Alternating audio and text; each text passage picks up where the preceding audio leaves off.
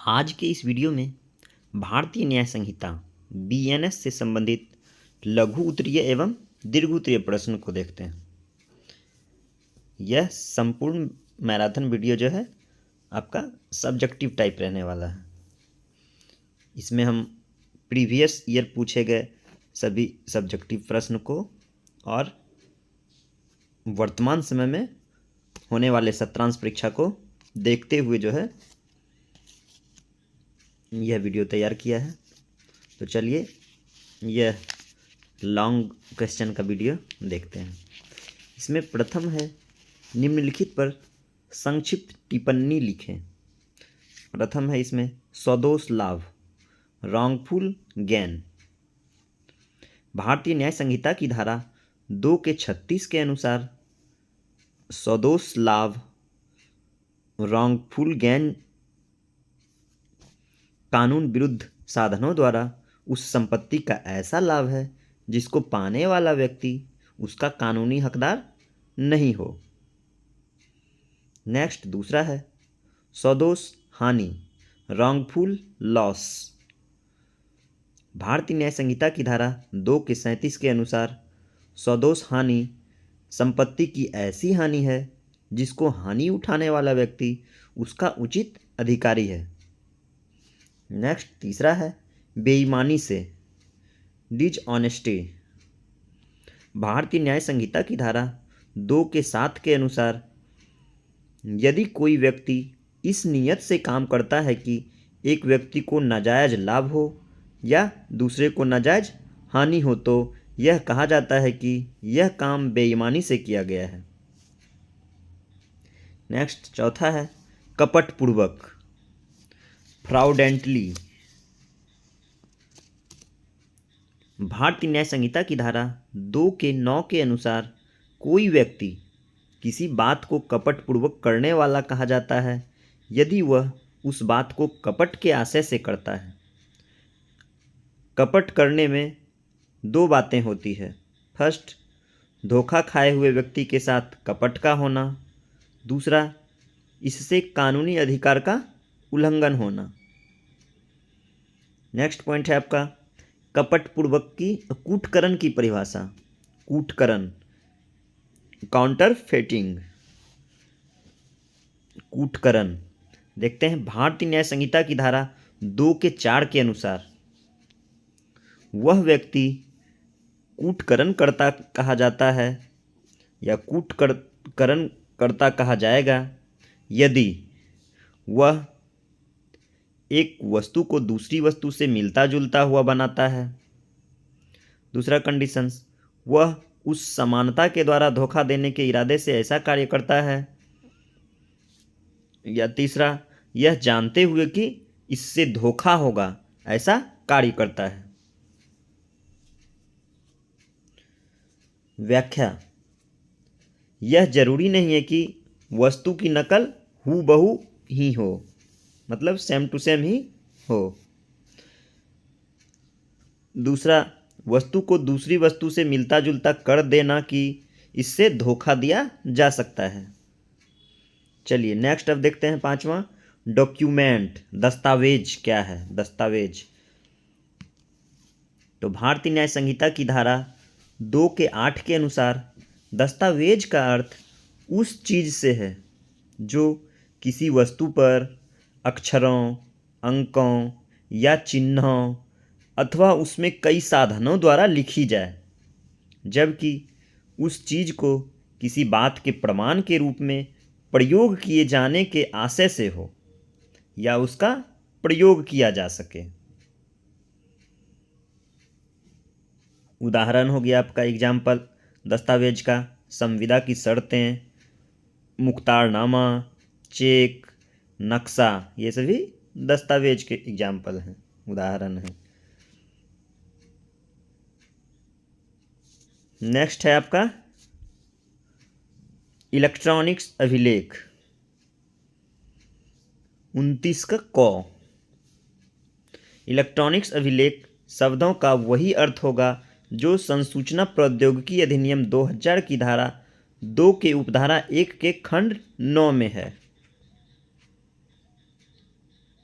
इसके अनुसार कोई इलेक्ट्रॉनिक प्रारूप या माइक्रोफिल्म या कंप्यूटर उत्पादित माइक्रोफिल्म में अभिलेख या उत्पादित डाटा प्राप्त, भेजा गया या स्टोर किया गया ध्वनि के अर्थ में है।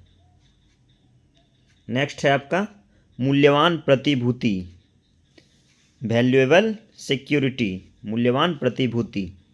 भारतीय न्याय संहिता की धारा 2 का 31 के अनुसार मूल्यवान प्रतिभूति शब्द का अर्थ ऐसे दस्तावेज से है जिसके द्वारा कोई कानूनी अधिकार पैदा किया जाए, बढ़ाया जाए, स्थानांतरित या समाप्त किया जाए, या जिसके द्वारा कोई व्यक्ति यह कहता है कि अब उसका अधिकार है या नहीं है। जैसे एग्जाम्पल हो गया आपका, एक हुंडी के पीछे अपना नाम लिख देता है, जो भी इसे लेता है उस हस्ताक्षर के कारण यह अधिकारी हो जाता है, अतः यह मूल्यवान प्रतिभूति है। नेक्स्ट है फिरौती के लिए अपहरण, रैंसम किडनैपिंग, फिरौती के लिए अपहरण। भारतीय न्याय संहिता की धारा 140 फिरौती के लिए अपहरण से संबंधित है, जो कोई किसी आदमी को इस इरादे से ले भागे या फिर ले आए या ले भगा जाए या रोके रखे या चोट की धमकी देवे, ताकि बदले में किसी को करने या ना करने या फिरौती का दबाव दिया जा सके और अधिक से अधिक राशि वसूला जा सके, तो वह मृत्युदंड या आजीवन कारावास तथा जुर्माना की सजा का भागी होगा। नेक्स्ट है सद्भावपूर्वक, गुड फैथ। भारतीय न्याय संहिता की धारा 2 के 11 के अनुसार कोई भी ऐसी बात सद्भावपूर्वक की गई या विश्वास की गई नहीं समझी जाएगी जो पूरी सावधानी तथा सतर्कता से नहीं की गई हो। सतर्कता तथा सावधानी के साथ किया गया काम समझा जाता है कि वह सद्भावपूर्वक की गई है, धारा 2 के 11 के तहत जो है। नेक्स्ट है दुष्प्रेरण, अबेडमेंट, दुष्प्रेरण। उसे भारतीय न्याय संहिता की धारा अबेडमेंट को भारतीय न्याय संहिता की धारा 45 के अनुसार वह व्यक्ति किसी काम का दुष्प्रेरण करता है कहा जाएगा। फर्स्ट, किसी आदमी को उस काम को करने के लिए उकसाता है। सेकंड, उस काम को करने के लिए किसी षड्यंत्र में एक या अधिक अन्य लोगों के साथ सम्मिलित होता है, बशर्ते कि उस षड्यंत्र के अनुसार उसे करने के लिए कोई कार्य या कार्यलोप किया जाए। तीसरा, उसके किए आने में किसी कार्य या कार्यलोप द्वारा जानबूझकर सहायता करता हो। चलिए नेक्स्ट है आपराधिक षड्यंत्र। आपराधिक षड्यंत्र, क्रिमिनल कॉन्स्पिरेंसी। भारतीय न्याय संहिता की धारा 61 के अनुसार जब दो या अधिक व्यक्ति किसी अवैध कार्य को करने के लिए या कोई ऐसा कार्य जो कि अवैध नहीं है परंतु उसे अवैध साधनों द्वारा करने को सहमत होते हैं, आपराधिक षड्यंत्र कहलाती है। परंतु जब तक कोई काम उसके दिशा में नहीं कर दिया जाता, आपराधिक षड्यंत्र नहीं होता। इस प्रकार षड्यंत्र के लिए दो या अधिक व्यक्तियों की अवैध कार्य करने की सहमति और सहमति के अनुसरण में पहल करना आवश्यक है। नेक्स्ट है दहेज हत्या, डोहरी डेथ, दहेज हत्या। भारतीय न्याय संहिता की धारा 80 दहेज मृत्यु या हत्या को परिभाषित करती है, दहेज हत्या को परिभाषित करती है, जिसके अनुसार जब किसी स्त्री की मृत्यु किसी दाह या शारीरिक क्षति से होती है या उसके विवाह के 7 वर्ष के भीतर किसी अन्य प्रकार होती है और मृत्यु के पहले उसके पति या पति के नातेदार ने दहेज के संबंध में तंग किया हो ऐसा दिखाया जाता है, तब ऐसी मृत्यु को दहेज मृत्यु या डॉरी डेथ कहा जाता है। और ऐसे पति और पति के नातेदार या रिश्तेदार मृत्यु करने वाला कहलाएगा।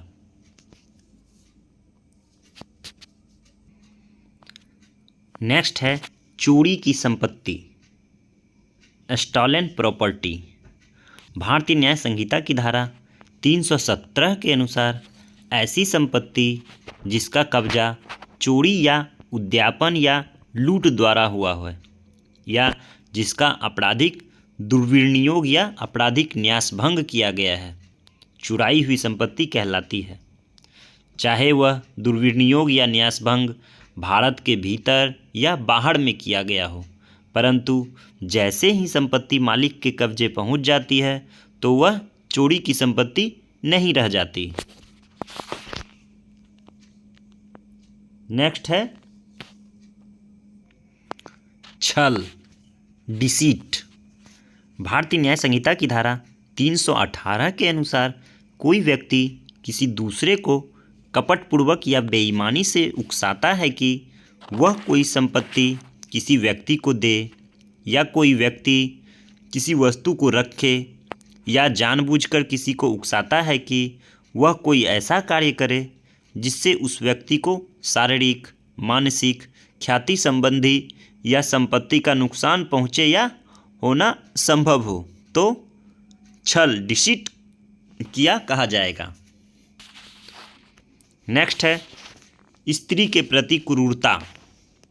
भारतीय न्याय संहिता की धारा 85 के अनुसार जो कोई किसी स्त्री का पति या पति का रिश्तेदार या नातेदार होते हुए ऐसी स्त्री के प्रति क्रूरता करेगा, वह कारावास से जिसकी अवधि 3 वर्ष तक की हो सकेगी और जुर्माने से दंडित किया जाएगा। स्पष्टीकरण, इस धारा में क्रूरता का अर्थ निम्न प्रकार से है। प्रथम, जानबूझकर कोई आचरण जिससे उस स्त्री को आत्महत्या के लिए प्रेरित होने या जीवन, अंग या स्वास्थ्य को खतरा होने की संभावना है। दूसरा, किसी स्त्री को तंग करना कि किसी संपत्ति की कोई मांग पूरी करने के लिए दबाव देना कि उस स्त्री का नातेदार पूरी नहीं कर पाया है। नेक्स्ट आपका है प्रश्न, आत्महत्या का दुष्प्रेरण। आत्महत्या का दुष्प्रेरण भारतीय न्याय संहिता की धारा 107 एवं 108 में परिभाषित है।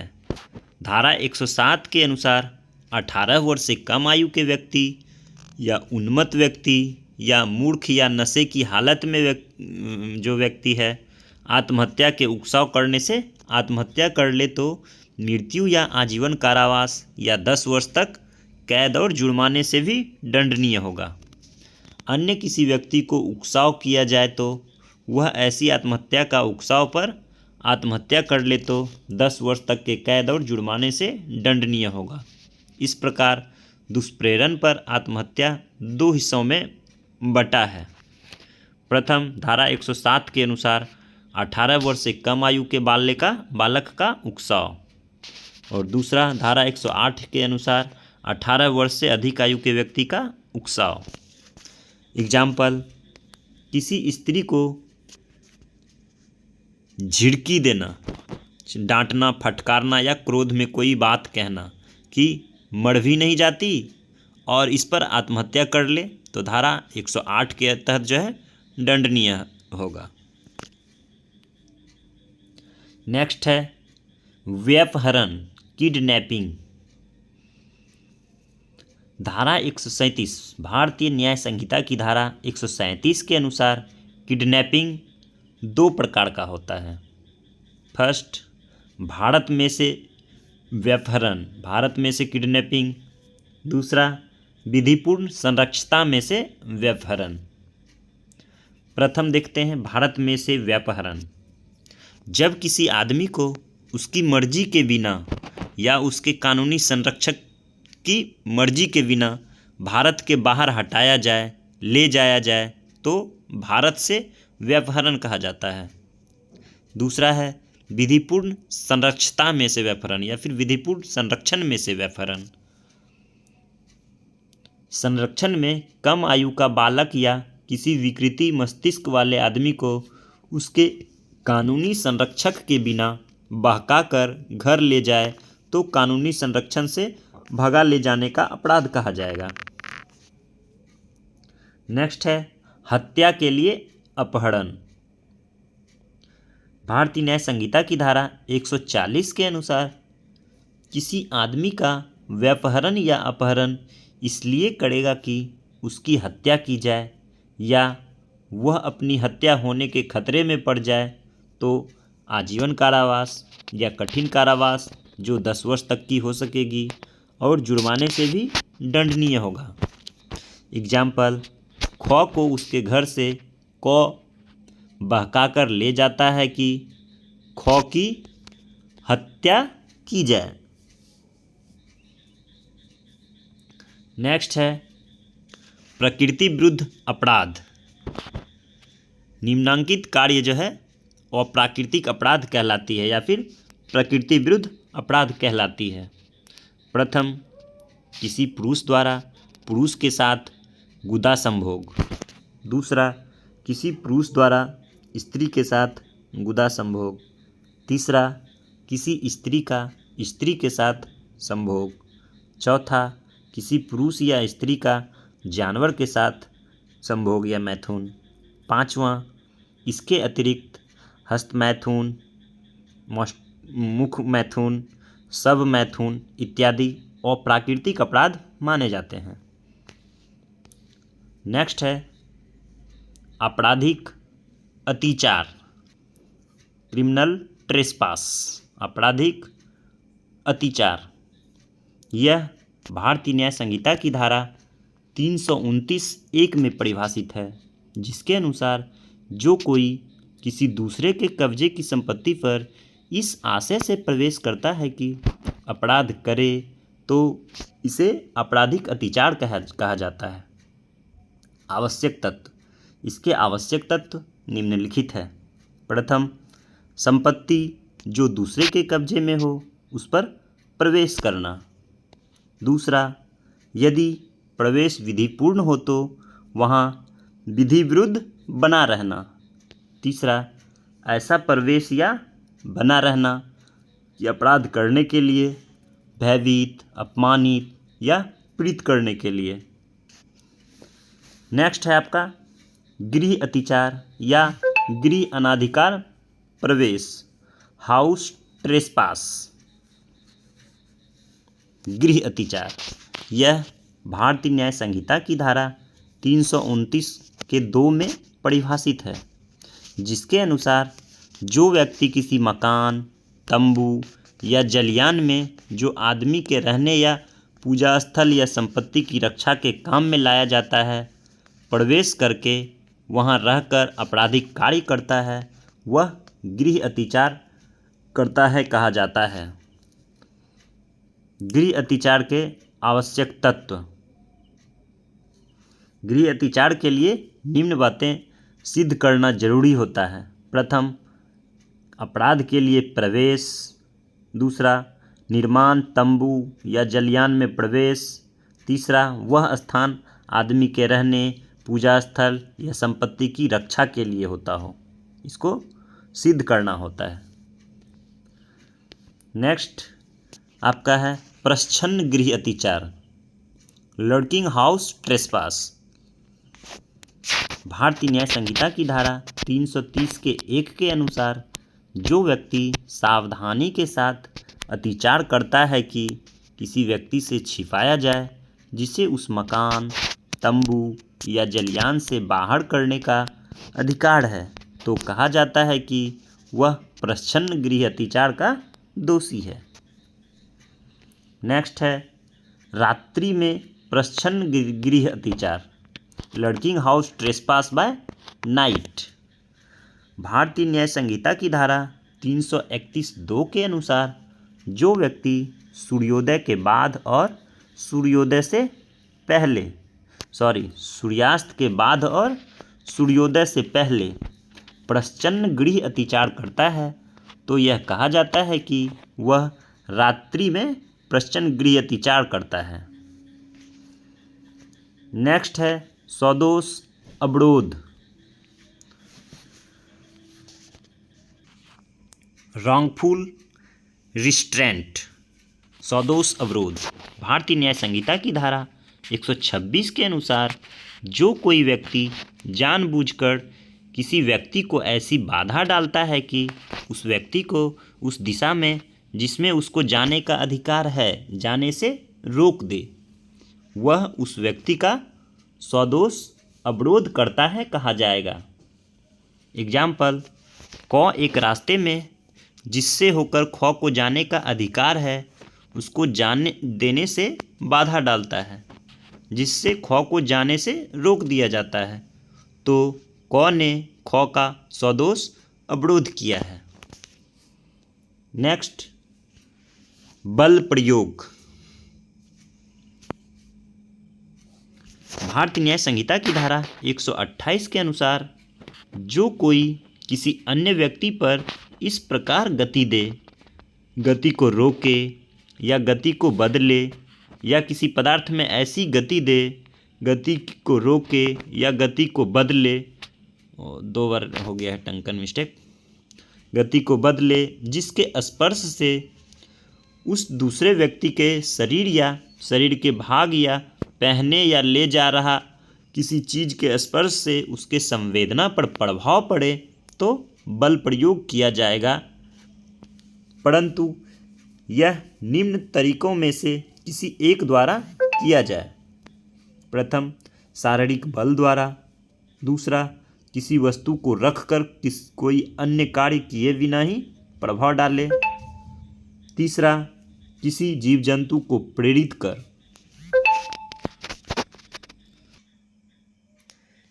नेक्स्ट है आपराधिक बल प्रयोग, क्रिमिनल फोर्स।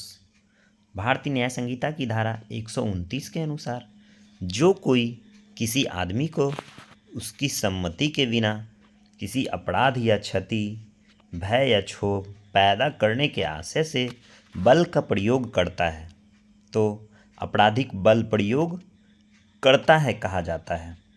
एग्जाम्पल, क एक कुत्ते को ख पर झपटने के लिए भड़काता है। इसमें क का आशय ख को भय पैदा करने का है तो उसने बल प्रयोग किया है, आपराधिक बल प्रयोग किया है। नेक्स्ट है हमला, असाल्ट या अटैक बोल सकते हैं, असाल्ट। भारतीय न्याय संहिता की धारा 130 के अनुसार जो कोई अंग विक्षेप या इस आशय से कोई तैयारी करता है कि इसके करने से किसी दूसरे आदमी को आशंका हो जाए कि उस पर आपराधिक बल प्रयोग होने ही वाला है, वह हमला करता है कहा जाएगा। एग्जाम्पल, क अपना मुक्का ख पर हिलाए या उठाए कि इससे ख को विश्वास हो जाए कि वह उसको मारने ही वाला है, क ने हमला किया है। नेक्स्ट है संपत्ति का बेईमानी से दुर्विनियोग, dishonesty appropriation of property, dishonesty of appropriation of property, संपत्ति का बेईमानी से दुर्विनियोग। भारतीय न्याय संहिता की धारा 314 के अनुसार जो कोई बेईमानी से किसी चल संपत्ति को अपने उपयोग में कर लेगा वह 2 वर्ष तक किसी प्रकार के कैद या जुर्माने से या दोनों से दंडित किया जाएगा। इस धारा के अनुसार जानते हुए कि संपत्ति किसी दूसरे व्यक्ति का है उसे बेईमानी से अपना बना लेना अपराध होता है। नेक्स्ट है आपराधिक न्यास भंग, क्रिमिनल ब्रीच ऑफ ट्रस्ट। भारतीय न्याय संहिता की धारा 316 के अनुसार जो कोई संपत्ति पर किसी प्रकार अपने को न्यस्त यानी कि रखने दिए जाने पर अपने को रखने दिए जाने पर किए जाने पर उस संपत्ति की बेईमानी से अपने उपयोग में कर लेता है।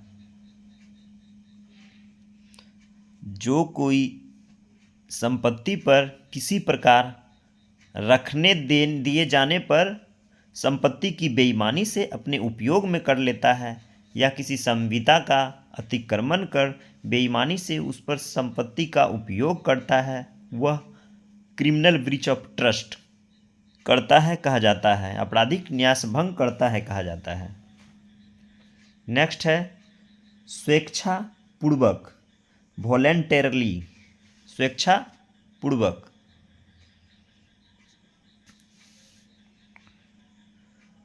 धारा भारतीय न्याय संहिता की धारा 2 का 33 के अनुसार किसी व्यक्ति के किसी प्रभाव को स्वेच्छापूर्वक उत्पन्न करने वाला उस समय कहा जाता है जब वह इसे उस माध्यम के जिसके द्वारा उत्पन्न करने का उसका आशय था अथवा ऐसे माध्यम से जिसे वह उन माध्यमों को प्रयोग में लाने के समय जानता था या जानने का कारण रखता था कि मुख्यतः उससे ऐसा प्रभाव उत्पन्न होगा या उत्पन्न करता है। नेक्स्ट है हत्या का प्रयास, अटेम्प्ट टू मर्डर। इसे भारतीय न्याय संहिता की धारा 109 में परिभाषित किया गया है, जिसके अनुसार हत्या करने का प्रयत्न में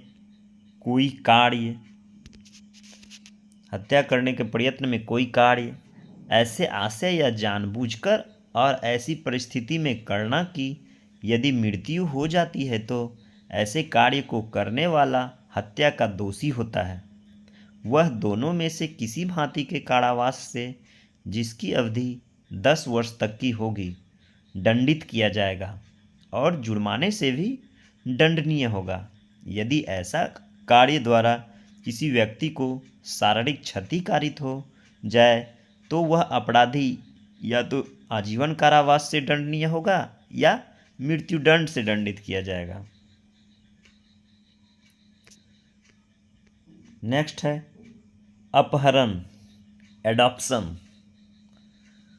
भारतीय न्याय संहिता की धारा 138 के अनुसार जो कोई किसी व्यक्ति को किसी स्थान से जाने के लिए बल द्वारा मजबूर करता है या चालबाजी से फुसलाता है या उकसाता है तो उसके बारे में कहा जाता है कि वह उस व्यक्ति का अपहरण करता है।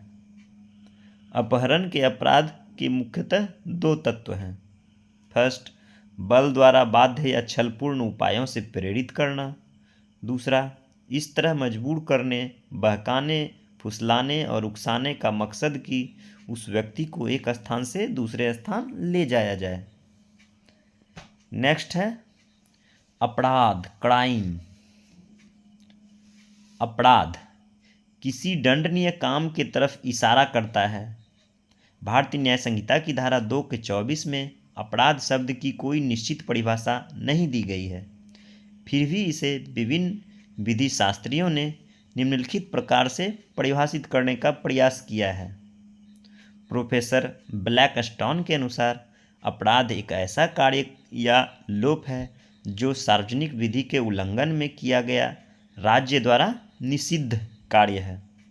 विधि शास्त्री प्रोफेसर कैनी साहब के मतानुसार अपराध अवैधानिक कार्यों को कहते हैं जिनके बदले में दंड दिया जाता है और वे क्षमा योग्य नहीं होते।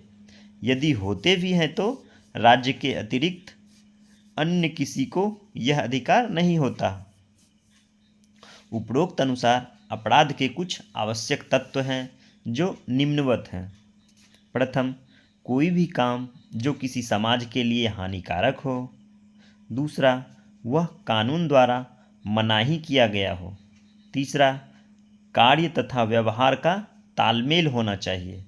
चौथा, आपराधिक आशय का होना जरूरी है। पांचवा, कार्य में अतिरिक्त कार्यलोप भी अपराध हो सकेगा। छठा, दंड की व्यवस्था होनी चाहिए। इस प्रकार अपराध को करने की निम्नलिखित अवस्थाएं होती है। अपराध के करने में निम्न अवस्थाएं होती है।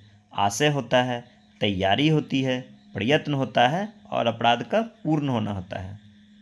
चलिए नेक्स्ट प्रश्न है आपका दोषपूर्ण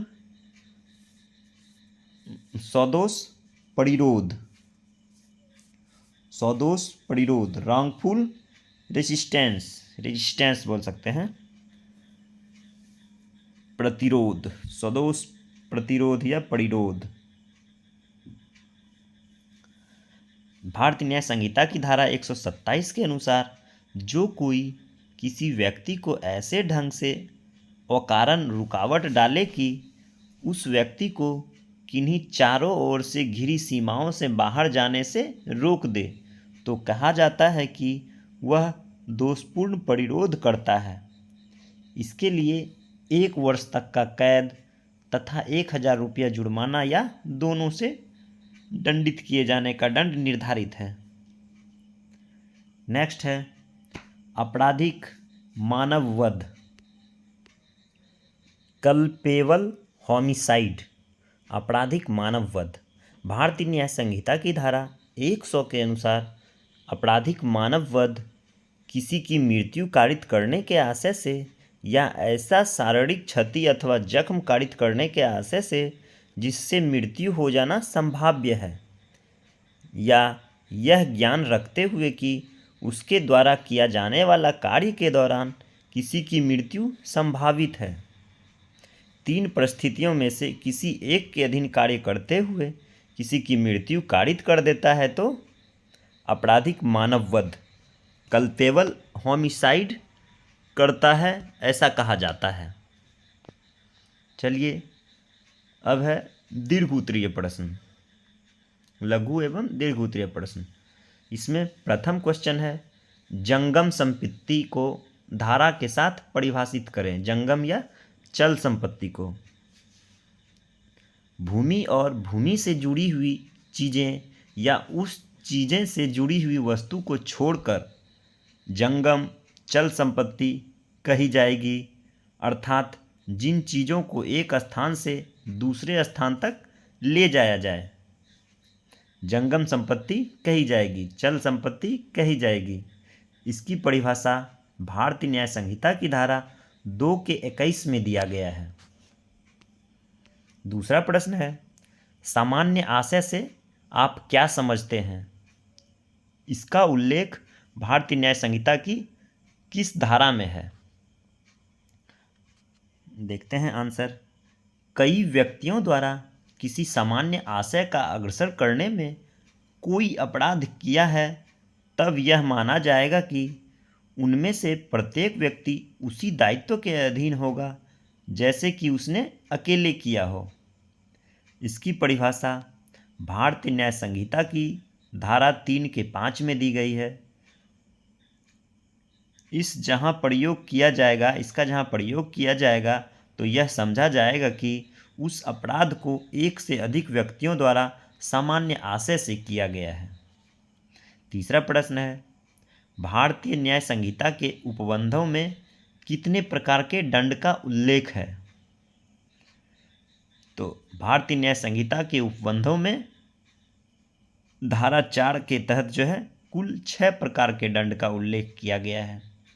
प्रथम मृत्युदंड, दूसरा आजीवन कारावास, तीसरा कारावास, चौथा संपत्ति की जब्ती, पांचवा जुर्माना, छठा जिसको कि नया जोड़ा गया है सामुदायिक सेवा। नेक्स्ट चौथा प्रश्न है अपहरण को धारा के साथ परिभाषित करें। जब किसी व्यक्ति को किसी स्थान से जाने के लिए बल द्वारा विवश करके या छल उपायों से मजबूर करके दूसरे स्थान पर जाने के लिए उत्प्रेरित करता है तो उसे अपहरण कहा जाता है। इसका उल्लेख भारतीय न्याय संहिता की धारा 138 में है। नेक्स्ट पांचवा प्रश्न है झपटमारी को धारा के साथ परिभाषित करें। स्नैचिंग को धारा के साथ परिभाषित करें। चोरी करने की नियत से अचानक या शीघ्रता से बलपूर्वक किसी व्यक्ति के कब्जे वाली चल संपत्ति को छीन लेना झपटमारी स्नैचिंग कहलाता है। इसका उल्लेख भारतीय न्याय संहिता की धारा 304 के 1 में है। तथा दंड का प्रावधान 304 के 2 में है। नेक्स्ट छठा प्रश्न है, उद्यापन एक्सटॉर्शन या रंगदारी को धारा के साथ परिभाषित करें। कोई व्यक्ति जानबूझकर किसी दूसरे व्यक्ति को डराकर या धमकाकर कोई संपत्ति या मूल्यवान प्रतिभूति देने के लिए मजबूर करता है, उसे उद्यापन या एक्सटॉर्शन या रंगदारी या अपकर्षण कहते हैं। एग्जाम्पल, य को धमकी देता है कि अगर उसने धन नहीं दिया तो वह य के बारे में प्रतिष्ठा धूमिल करने वाला लेख समाचार पत्र में प्रकाशित कर देगा। क उद्यापन का दोषी होगा। इसका उल्लेख भारतीय न्याय संहिता की धारा 308 के 1 में किया गया है। नेक्स्ट सातवां प्रश्न है, रिष्टि या नाश को धारा के साथ परिभाषित करें। इसका उत्तर है, जो कोई जानते हुए किसी संपत्ति को क्षति पहुंचाएगा या उसकी स्थिति तब्दीली बदलेगा जिससे किसी व्यक्ति को या लोग को सदोष हानि हो, उसकी संपत्ति नष्ट हो, उसके मूल्य या उपयोगिता कम हो, तो उसे रिष्टि या नाश कहा जाएगा। इसका उल्लेख भारतीय न्याय संहिता की धारा 324(1) में है। नेक्स्ट आठवां प्रश्न है, विधि विरुद्ध जमाव अनलॉफुल असेंबली क्या है, इसे धारा सहित वर्णन करें। भारतीय न्याय संहिता की धारा 189 में विधि विरुद्ध जमाव की परिभाषा दी गई है। इस धारा का कहना है कि विधि विरुद्ध जमाव 5 या 5 से अधिक व्यक्तियों का ऐसा जमाव है जो उन व्यक्तियों द्वारा गठित हुआ है जिनका निम्न करने का सामान्य उद्देश्य है। प्रथम, केंद्रीय सरकार या राज्य सरकार या संसद या राज्य की विधानसभा या लोक सेवक के विधिपूर्ण शक्ति का प्रयोग करते वक्त किसी लोक सेवक को आपराधिक बल या उसके प्रदर्शन द्वारा आतंकित करना। दूसरा, किसी कानून या कानून के आदेश का पालन में रुकावट डालना। तीसरा, किसी लूट या आपराधिक अत्याचार या अन्य अपराध को करना।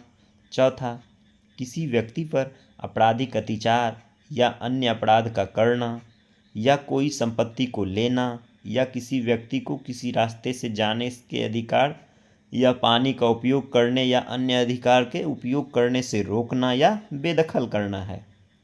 पांचवा, किसी व्यक्ति पर आपराधिक बल या उसके प्रदर्शन द्वारा उसे वह करने के लिए मजबूर करना जिससे करने के लिए वह बाध्य नहीं है या नहीं करने के लिए मजबूर करना जिसे करने का वह हकदार है। एक जमाव जो इकट्ठा होते वक्त विधि विरुद्ध नहीं था, बाद में विधि विरुद्ध जमाव हो सकता है। धारा 189 में विधि विरुद्ध जमाव के गठित होने के लिए निम्नलिखित तत्वों का होना आवश्यक है। प्रथम, जमाव में कम से कम 5 व्यक्तियों की उपस्थिति होनी अनिवार्य है, जरूरी है। दूसरा, उन व्यक्तियों का किसी आपराधिक कार्य करने का सामान्य उद्देश्य हो। चलिए 9वां नंबर प्रश्न है, दुष्प्रेरण की परिभाषा दीजिए और किए गए अपराध में दुष्प्रेरक का उत्तरदायित्व को बताइए। दुष्प्रेरण एवेंटमेंट।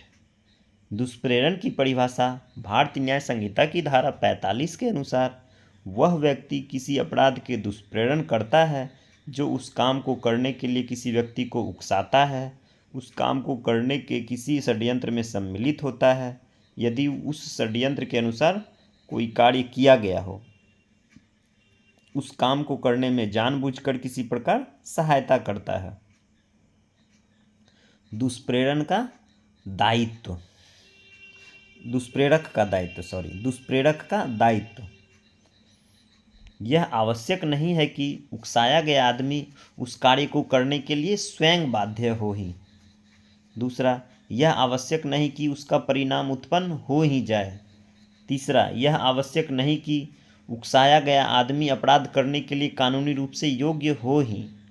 चौथा, अपराध का दुष्प्रेरण अपराध है तो ऐसे दुष्प्रेरण का प्रयास करना भी अपराध होता है।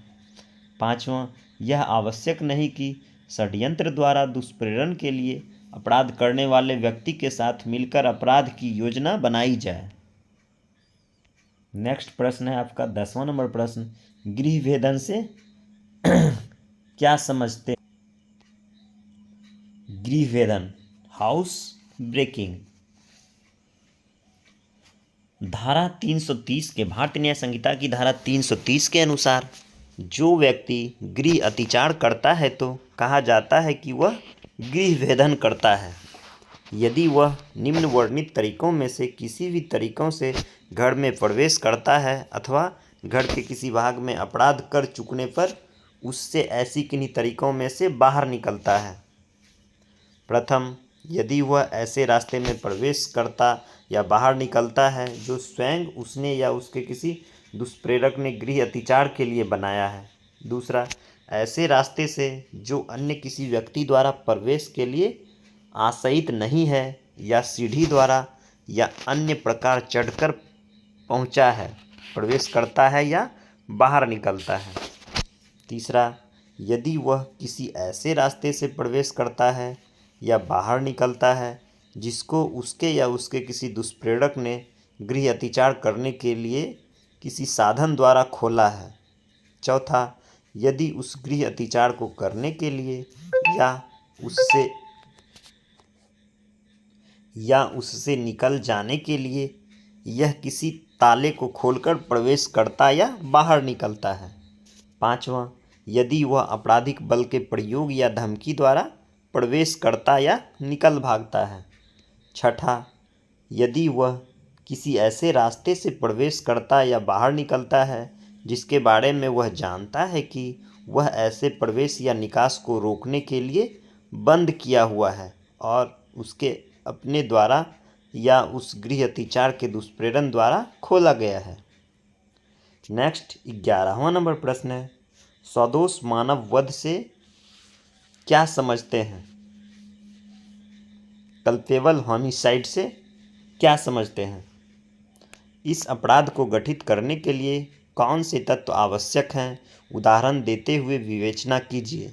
सदोष मानव वध कब हत्या होती है? देखते हैं। सदोष मानव वध, कल्पेबल होमिसाइड।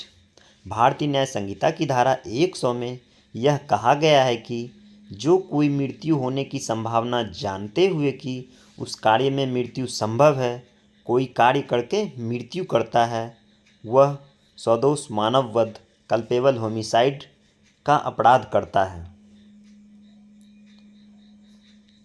इसके आवश्यक तत्व, इसेंशियल इंग्रेडिएंट्स, मानव वध के आवश्यक तत्व ये हैं। कल्पेबल होमिसाइड के आवश्यक तत्व, प्रथम, मृत्यु करने के आशय से काम करना। दूसरा, ऐसा शारीरिक चोट पहुंचाना जिससे मृत्यु होने की संभावना है। तीसरा, जानते हुए कि यह संभावना है कि वह काम से मृत्यु करे कोई काम करता है। एग्जाम्पल, और गड्ढे पर लकड़ियां और घास बिछाता है और यह विश्वास करते हुए कि ठीक है इस पर चलता है वह उसमें गिर पड़ता है और मर जाता है और ने सदोष मानव वध का अपराध किया है। नेक्स्ट 12वां नंबर प्रश्न है, दहेज हत्या से क्या समझते हैं? इसका अनुसंधान कैसे करेंगे? डॉहरी डेथ, दहेज हत्या। भारतीय न्याय संहिता की धारा 80 के अनुसार जहां किसी स्त्री की मृत्यु किसी दाह या शारीरिक क्षति द्वारा की जाती है या उसके विवाह के 7 वर्ष के भीतर सामान्य परिस्थितियों से हटकर हुई हो और यह दिखाया जाता है कि उसकी मृत्यु के कुछ पूर्व उसके पति ने या उसके पति के किसी रिश्तेदार या नातेदार ने दहेज की मांग के लिए उसके साथ क्रूरता की है, तंग तवाह किया है या वहाँ ऐसी मृत्यु को किया है तो ऐसी मृत्यु को दहेज मृत्यु कहा जाता है और ऐसा पति या पति के रिश्तेदार या नातेदार को उसकी मृत्यु करने वाला समझा जाएगा। इस धारा में 103 में पाए जाने वाले हत्या के तत्व का अभाव रहता है तथा अभियुक्तों के द्वारा जो भी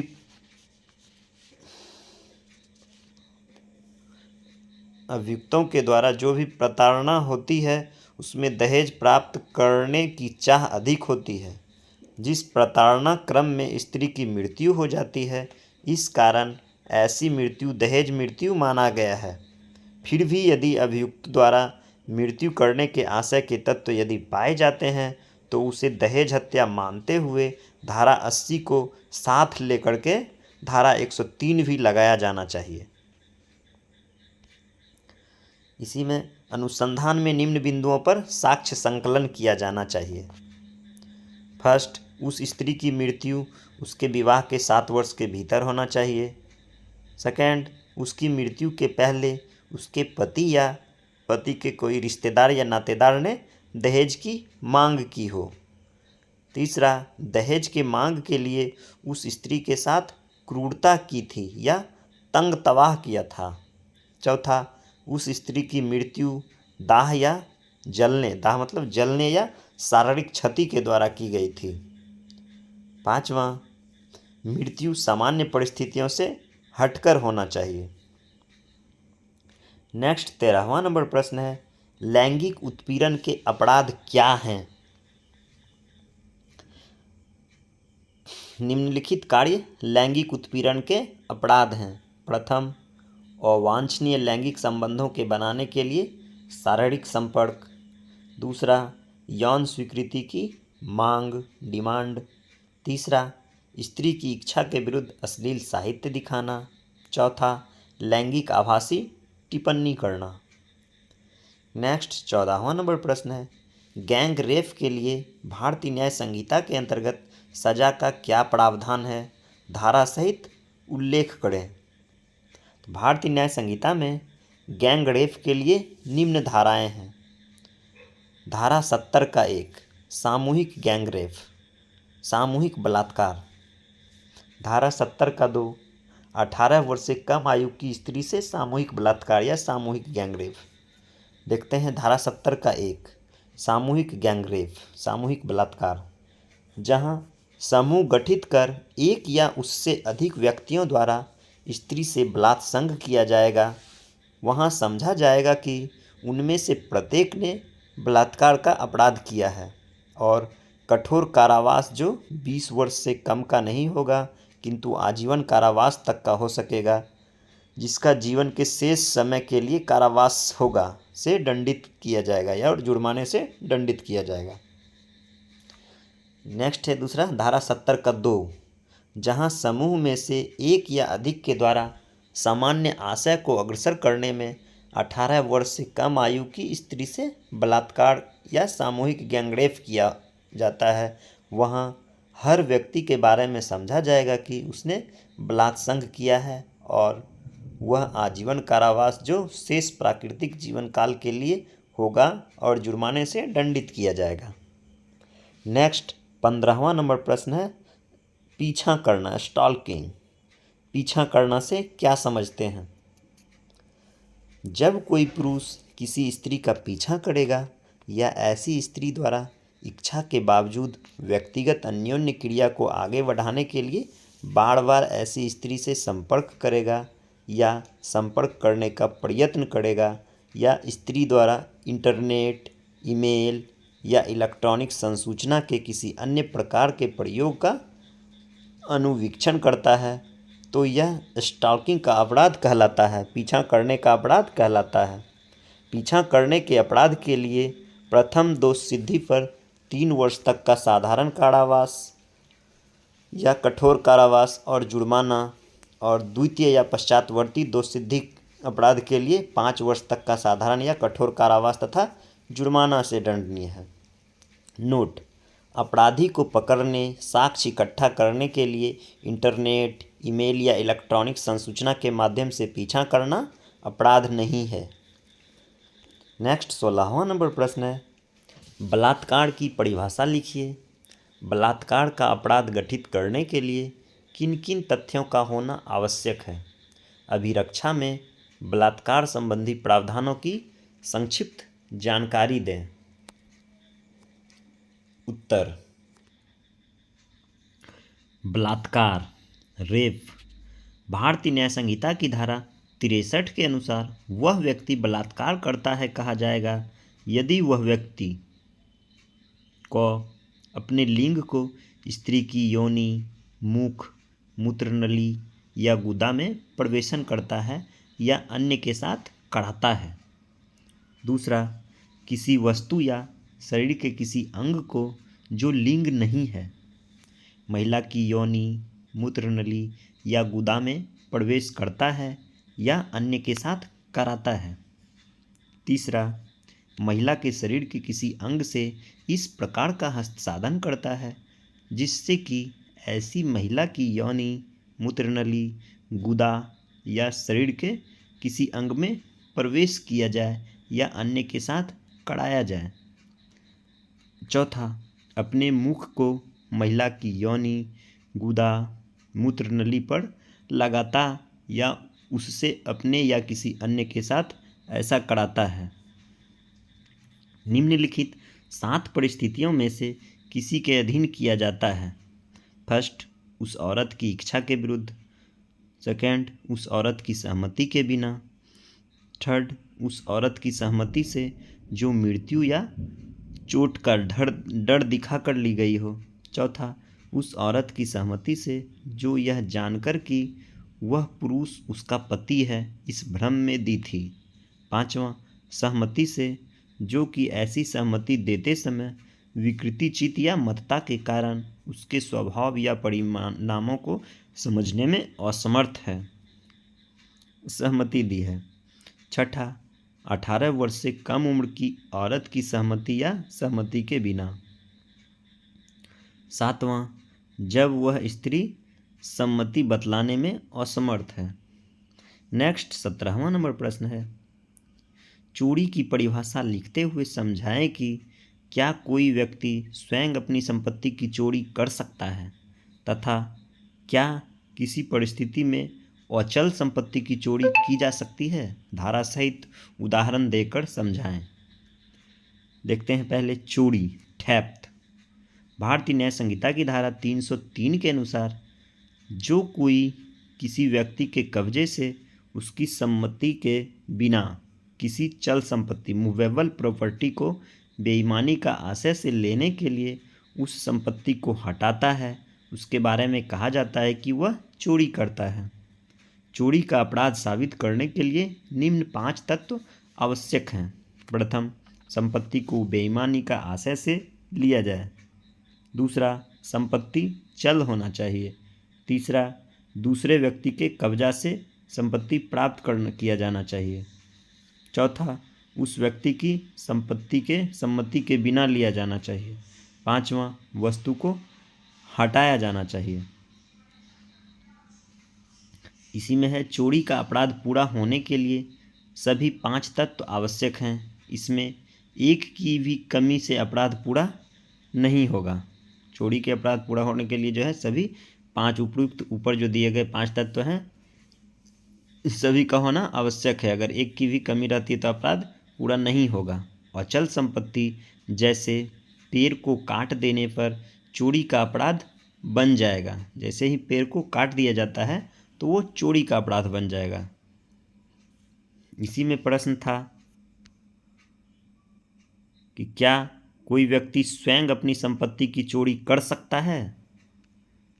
तो हाँ, जी हाँ, यह सत्य है कि कोई व्यक्ति स्वयं अपनी संपत्ति की भी चोरी कर सकता है। एग्जाम्पल, यदि क अपनी घड़ी य के पास ठीक करने के बाद घड़ी बिना पैसे दिए य के कब्जे में से य की सम्मति के बिना ले लेता है तो उसने चोरी की है, यद्यपि वह घड़ी उसकी अपनी ही संपत्ति है क्योंकि वह उसको बेईमानी से लेता है।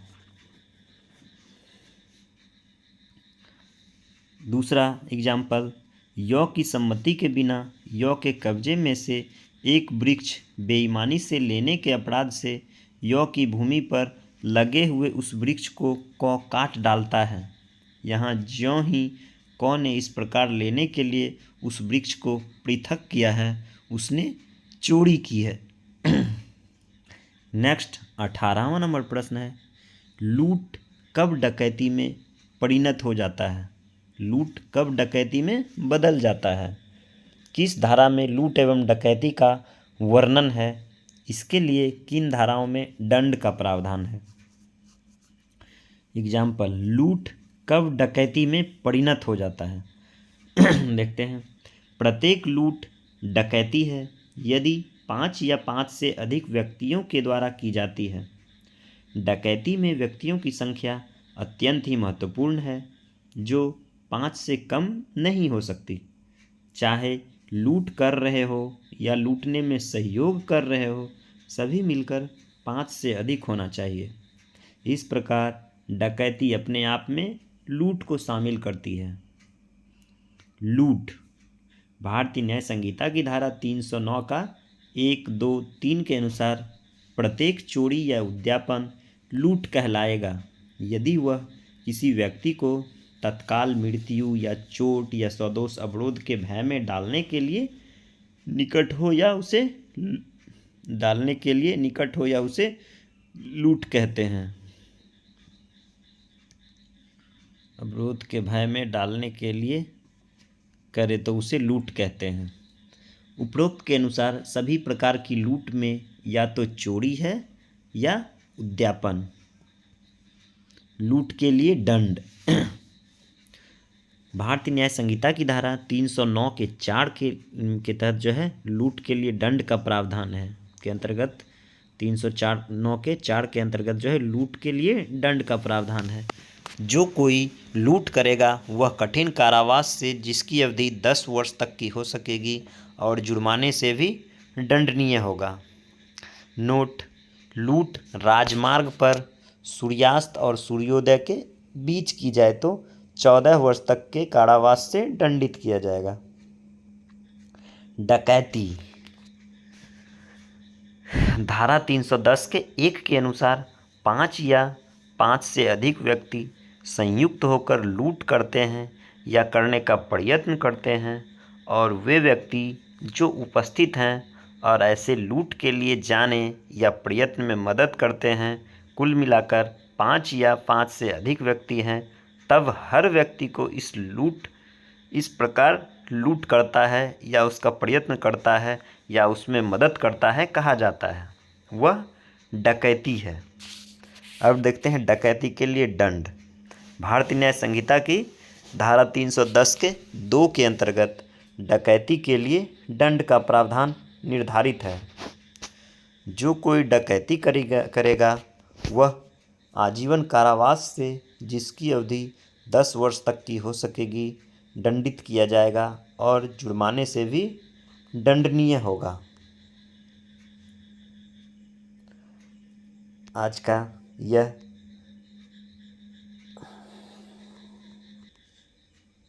नेक्स्ट 19वां नंबर प्रश्न है, बलवा और हंगामा से क्या समझते हैं?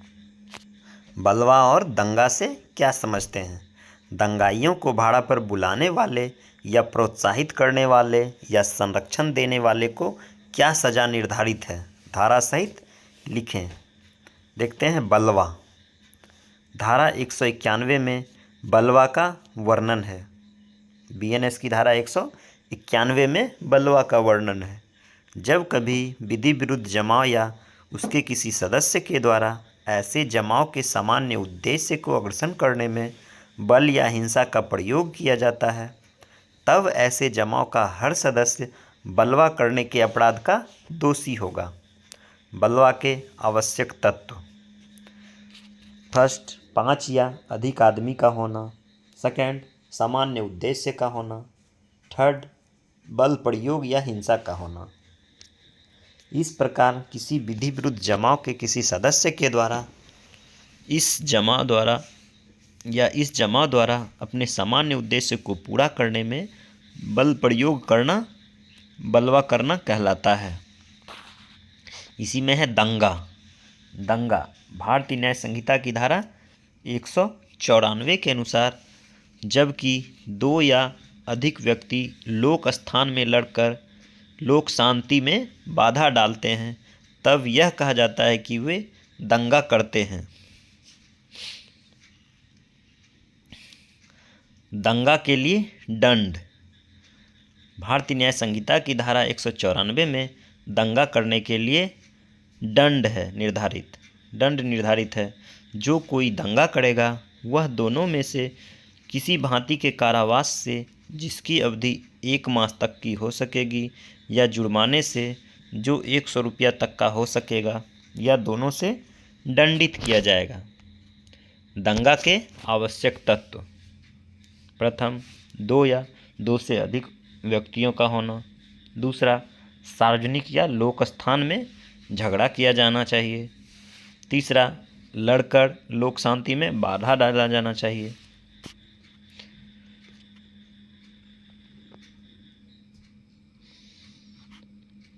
इसी में है कि धारा सहित लिखें। दंगाइयों को भाड़ा पर बुलाने वाले तथा प्रोत्साहित करने वाले या संरक्षण देने वाले को क्या सजा है। तो देखते हैं, भाड़ा पर बुलाने वाला, दंगा में जो दंगाइयों को भाड़ा पर बुलाने के लिए दंड, दंगाइयों को अगर बाड़ा पर बुला रहे हैं तो उसके लिए दंड निर्धारित है आपका भारतीय न्याय संहिता की धारा 189 के अंतर्गत 6 माह का कैद या जुर्माना या दोनों से। इसी में है दंगाइयों को प्रोत्साहित करना, दंगाइयों को अगर प्रोत्साहित कर रहे हैं तो भारतीय न्याय संहिता की धारा 192 के अंतर्गत 1 वर्ष के कैद या जुर्माना या दोनों से दंडित किया जाने का प्रावधान है। इसी में था दंगाइयों को अगर संरक्षण दे रहे हैं तो उसके लिए दंड, भारतीय न्याय संहिता की धारा 189 के अंतर्गत 6 माह तक का कैद या जुर्माना या दोनों निर्धारित है। चलिए, आज का ये लॉन्ग वीडियो का मैराथन वीडियो समाप्त हुआ। हमारे सभी सब्जेक्ट के लॉन्ग क्वेश्चन के वीडियो को पाने के लिए हमारे YouTube चैनल को सब्सक्राइब करें। धन्यवाद।